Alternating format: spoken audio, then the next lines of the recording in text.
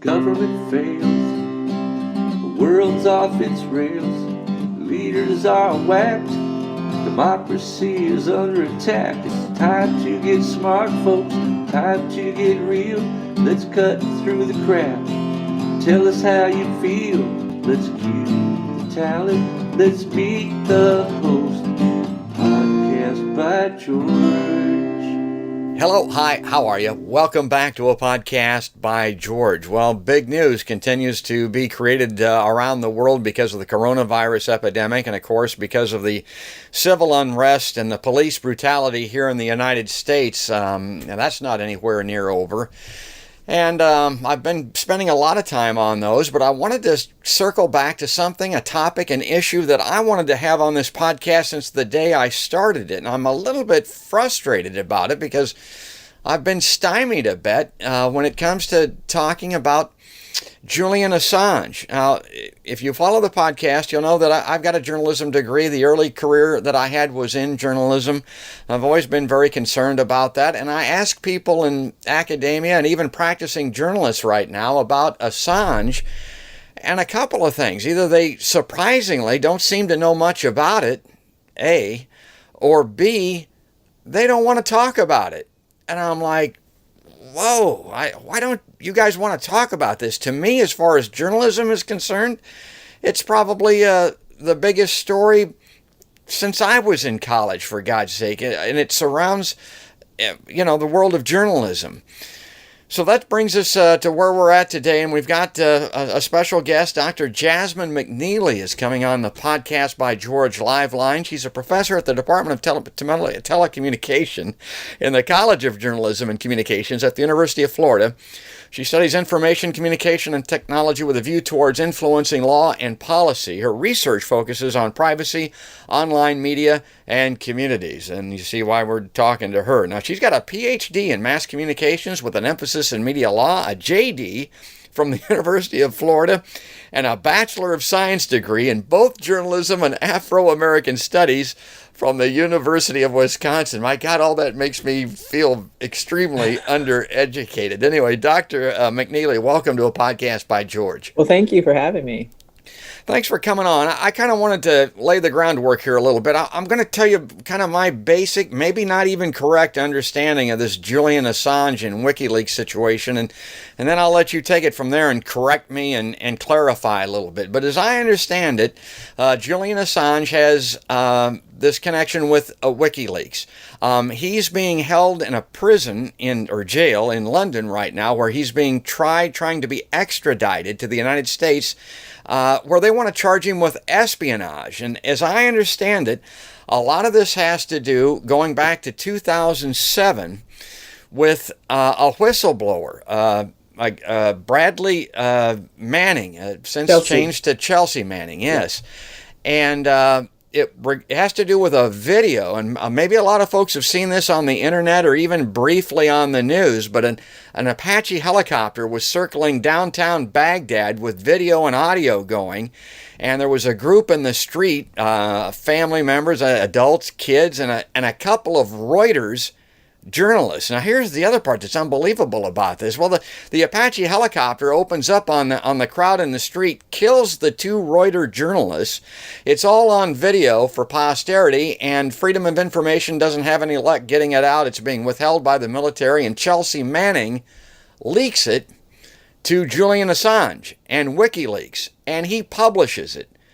All right, now I'm kind of rambling here a little bit, but I'm thinking, well, okay, this is like the Pentagon Papers and Daniel Ellsberg, and Assange publishes this thing. Well, ever since then, the United States of America in particular has been really out after this guy, and one of the reasons they're objecting to his or trying to get him extradited and charged with espionage is they say he endangered lives and all of that with the release of that and a boatload of other information. And we'll talk about that a little bit. So, but God, let's get to my guest, Dr. McNeely. Have I got some of that or most of that right? Yeah, so you got very much almost all of it right. Julian Assange is the founder of WikiLeaks, which was a site that basically is what it says it is, right? Leaks of government and corporate information that they thought would be of interest to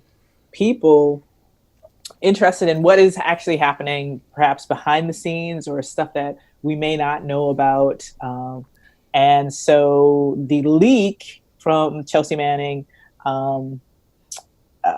was the Apache helicopter video. That's one of them, but there was a lot of information leaked related to the Iraq War, but also other conversations and telegrams and those kinds of things between companies and countries.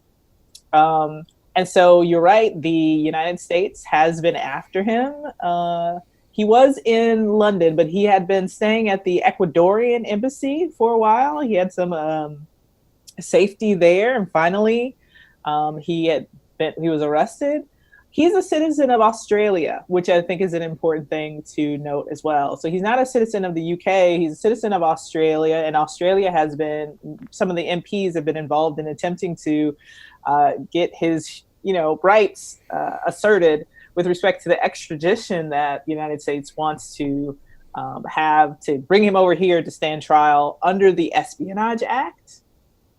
And so, 17 counts they want to charge him with under the Espionage Act, and another count as well. But it's all related to the leak, not just of that the Apache helicopter video, but also other what they call it, very high level national security related information that WikiLeaks published.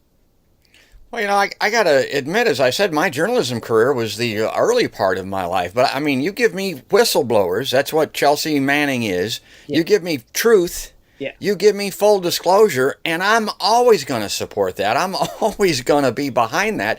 But a lot of people always look at Assange and I don't like the guy. Right. Well, what the hell difference does that make? I don't care whether or not you like him. Why don't you like him? Well, a lot of this crosses into politics. Now, there's a couple of other things just besides these alleged war crimes that he exposed to the whistleblower and Chelsea Manning.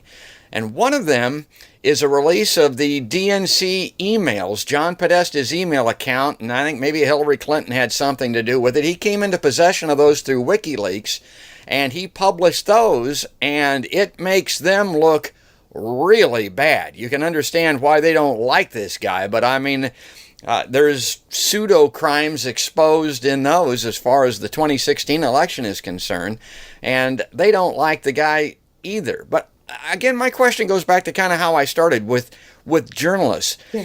And this question, I mean, 2 Reuters journalists were shot in the street in that incident that he exposed. Right. These other things he's doing are very much akin to, like I mentioned, the Pentagon Papers and Daniel Ellsberg. Why doesn't he get more love and support from the journalism community? Yeah, no, I think there are groups of journalists who recognize what WikiLeaks did and continues to do related to this kind of information. I think, though, like one of the issues is less related to law and more related to what people think the ethics of journalism is and what they should be. So I think there's a more willingness to go the traditional route, so to speak, as far as like, talk to the politicians, talk to the organizations and get their thoughts, and maybe talk to the insider who wants to remain anonymous and the anonymous source. And I think some people still are a bit reticent to go the full deep throat route and get information that way, although it's not unheard of, right? I also think, here's the thing, WikiLeaks, when they leak stuff across, I mean, we're talking about the United States anyway, they release stuff across the political spectrum. So we're talking about the Iraq War with the Apache helicopter video, and that was very much we'll call it a Republican-led kind of initiative. But the Podesta emails, that was about the DNC. So they're across the spectrum. Politicians and other folks have issues with them. I think, though, also there's a issue with people having concerns about, Julian Assange's personality. And it's more of a personal issue. Like maybe they don't like, he might seem arrogant, or Yeah. he doesn't take traditional routes or Who whatever the cares? case may be, Yeah. which has absolutely, like you said, nothing to do with the journalism or journalistic value. And I'm not, there's a conversation to be had about what is journalism and who can be called a journalist. I don't think that's really important though, but I think that's a background issue as well. Is, well, some people think, well, traditional journalists are this and they have these values and they do these things and they work for these kinds of outlets. But the Constitution in the United States has nothing about that, and nor is there any law in the United States about that defines who a journalist is and can be. So I think that those are some underlying issues that people have with Julian Assange and WikiLeaks. Probably some more as well, that makes them more reticent to come out with full support for him and what he's done.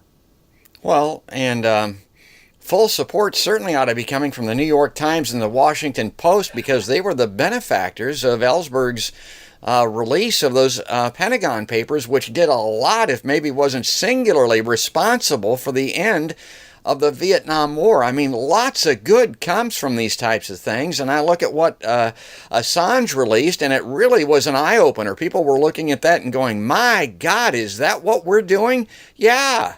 How would you know that if you didn't see it? Remember the photograph of the young girl running down the street in Vietnam that had been napalmed or whatever? A lot of people looked at that and said, I don't want to be a part of that. I don't want my country to be a part of that. All of these things help end, hopefully anyway, war in that certain extent. Man, my God, let's hope some of this video on George Floyd and on Bradley, or on... what's the other fellow's name that just Rayshard Brooks that just got released. Hopefully that'll help end those things. But that's where this full disclosure part of it comes in, and the benefit to society. Now, the other thing about it, and I have to laugh out loud. I see a lot of the mainstream corporate media coverage on Trump going back and forth with the White House press pool and throwing somebody out of there. And my God, Julian Assange, this guy, as you mentioned, being charged with espionage, he could be in prison for 10, 20 years. I think he could be executed. I mean, if it went to the full extent of the penalty for the law with espionage in the United States, these are very severe penalties that he's facing. And I'm looking at the news coverage coming out of this London extradition hearing. I don't know if you saw this or not, but I see where the United States is not even wanting to bring up that Apache helicopter incident. They don't want that disclosed still. They don't want people re-looking at that. That's how bad this thing is. And that's kind of surprising that they're not even using that as a foundation for getting him over here. Well, it's not surprising though, right? Because if we think about it, if we analogize this to the Ellsberg case, the Pentagon Papers case, in that case, one of the issues was like, this information is really valuable to people, right? And if we can analogize the Apache helicopter video to that, we could say that information is really valuable to people. Therefore, you can't go after the publication of this information. You might be able to go after the theft of it, maybe, but you can't go after the publication. That's actually like the crux of a series of U.S. Supreme Court cases related to government wanting to punish the publication of this really, I'll call it sensitive information, but it was information that was of the public interest, that the government had an interest in keeping that information quiet or silent, right? And the courts have said repeatedly, no, we're not going to allow you to punish publication. This is valuable information. There's a public interest in the citizens know, and not just citizens, but anybody knowing this information. And government, the First Amendment says, nah, you can't do this. Well, the other part of it is it's kind of been, it's proven the precedent has been set. One of the main reasons that they wanted to get him on this was because he was endangering lives. People could be killed with their identities released in the publication of the information that he had. Well, this happened in 2007. Now, further investigation shows nobody died. Nobody's been harmed by this. I mean, we're 13 years down the road. I'd say that it was probably safe, but that's not a factor in their consideration set. Yeah, and that's another analogy to, or I wouldn't even say analogy, but almost like direct comparison to the Pentagon Papers case. Because remember, that report that the Washington Post and the New York Times wanted to publish was pretty old, right? So it wasn't like current troop movements or anything like that. It was old about the government's kind of whole theory of war and like what they were planning on doing and what kind of things like that, but it was older, but it still had value. Same thing with this, I believe, the Apache helicopter video, but all the other things related to that was released as well. Well, and it has a chilling effect, as it's called, when it comes to news agencies and the world of journalism. If they were to convict, if this man were to be convicted of espionage, for God's sake, I read where Matt Taibbi, the outstanding investigative journalist for the Rolling Stone magazine and other places, he's reported on U.S. government and on war for years, and he says any reporter that's in that role is going to come across material or information which is quasi-classified or classified. They've all released it. It's all come out. This is not without precedent that this hasn't happened before. Ellsberg was maybe the most famous case, but it has also happened elsewhere.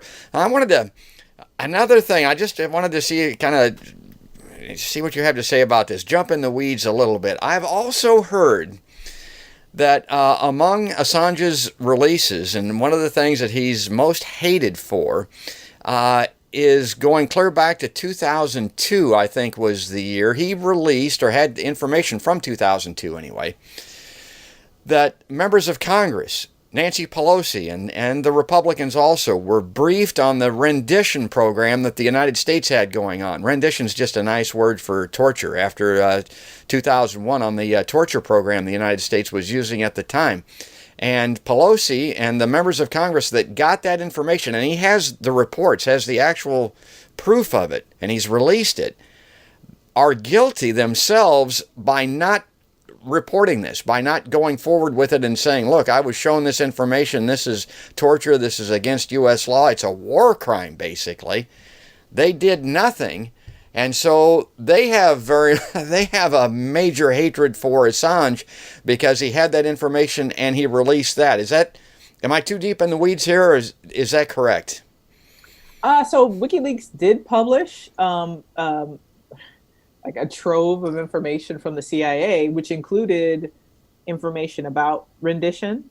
And so, again, WikiLeaks publishes all this information that goes across the political spectrum, not just even with respect to the United States, but around the world. But yeah, so WikiLeaks did publish that. I would assume that members of Congress, particularly members of Congress who have been in Congress for a while now, have a healthy dislike for WikiLeaks and Julian Assange because of that, because it calls attention to what's happening, their use of power or failure to use power, whatever the case may be. So most politicians, while they say they accept criticism and critique and feedback, don't like to be aired out, so to speak, publicly and globally in the way that WikiLeaks and others do. So, well, like I said, I'm just a guy doing a podcast in my office here with a journalism degree, and I've been frustrated and just outraged about this case for a number of years. You seem to be very knowledgeable. You're pretty cool about it. Do you feel the frustration that I feel? I think part of having studied cases like this before is looking at how government attempts to reframe its doing basically the same thing over and over again. So like I said, this U.S. Supreme Court has already provided opinions about cases that map similarly, very much similarly to this case. What will be important to look at is where they say the differences are, but there are some really big similarities, again, with the Pentagon Papers case, with other cases that the U.S. Supreme Court has ruled on related to journalists or media, I should say publication organizations receiving stolen or unlawful information and publishing it. Like what the courts have ruled is that basically we're not going to allow, according to the First Amendment, the punishment of publication. Why? Because the First Amendment protects that. Also because there is value in that information. Now, again, the other behaviors that, as far as gathering the information, how you got it, we need to know that, because if you're involved in the shady, like, stealing information, hacking into phones, those kinds of things, we don't allow that. But again, if it's about publication, there's a very high bar that the government has to jump over to get past what we consider what the First Amendment has said, or at least what the U.S. Supreme Court has ruled over and over again that the First Amendment protects as far as publication. Well, I'm all for the First Amendment. I'm all for full disclosure. I'm all for whistleblowers. We'll leave it there. Now, I know you're following this closely. Maybe you don't want to make a prediction, but do you have any idea what's going to happen, and maybe your closing thoughts here? So I don't know what's going to happen, because there's a lot of things happening now related to not even the trial, but the extradition, and also being held in prisons. Obviously, we both know that right now we're having this COVID pandemic and crisis. So he's being held in Belmarsh prison in London. But remember that there's a lot of countries, but people who are advocating for humanitarian release of prisoners being held in prisons. Why? Because prisons are places where COVID, it just spread. It's like the nursing homes. It's like dorms, right? So want to know what's going to happen with that, particularly because he is an Australian citizen, and some Australian MPs are petitioning for the Australian government to work on his behalf for humanitarian relief in that case. You can't keep our people in such a dangerous location in this crisis that we're in, right? So there's that factor. There's also the factor of he has not yet been extradited to the United States, right? We don't know how that's going to go. We're still waiting on that extradition trial, so to speak, or a procedure to see what happens. Will they extradite him? Will there be something that comes up like we don't believe that he'll get a fair trial in the United States, or that his safety is in danger in the United States? Those kinds of issues have and will come up over and over again. So it's hard to make a prediction on this. I will say also that we still have that First Amendment to contend with. Now,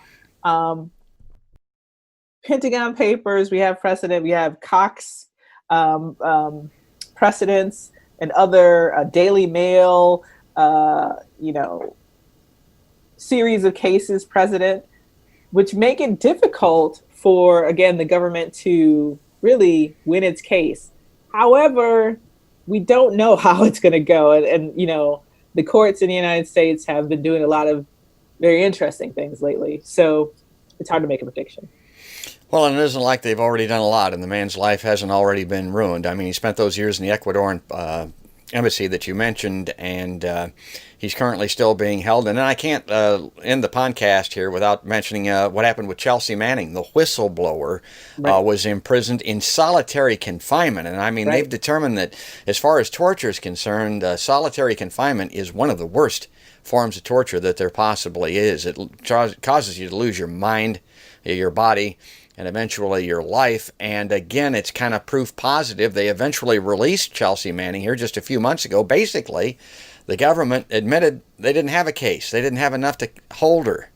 And so after all of that, Chelsea Manning was cut loose. Now, if he comes back and is tried and convicted, will it start all over again for her? I don't know the answer to that. But we're out of time for today, and I wanted to thank someone so knowledgeable and so willing to come on and discuss the case, because I haven't had a lot of luck with this, as I mentioned. And it's Dr. Jasmine McNeely. She's a professor in the Department of Telecommunication in the College of Journalism and Communications at the University of Florida. And she holds a PhD in mass communication and emphasis in media law, a JD from the University of Florida, a Bachelor of Science degree in both journalism and Afro-American Studies from the University of Wisconsin. God, I just can't get over that. That's just great. Thanks for coming on the podcast, Doctor. Thank you for having me. And if you like this, if you appreciate the insight and the information that you get from Podcast by George, please follow us on Facebook, subscribe on YouTube in particular, ring the notification bell there so that you're finding out about the new podcast videos when they drop. Subscribe on iTunes, another great place to follow us. A lot of people listen on their phones, but you can watch it on YouTube, each and every one. But that's going to do it for now. That's going to wrap it up, folks. That's another podcast by George.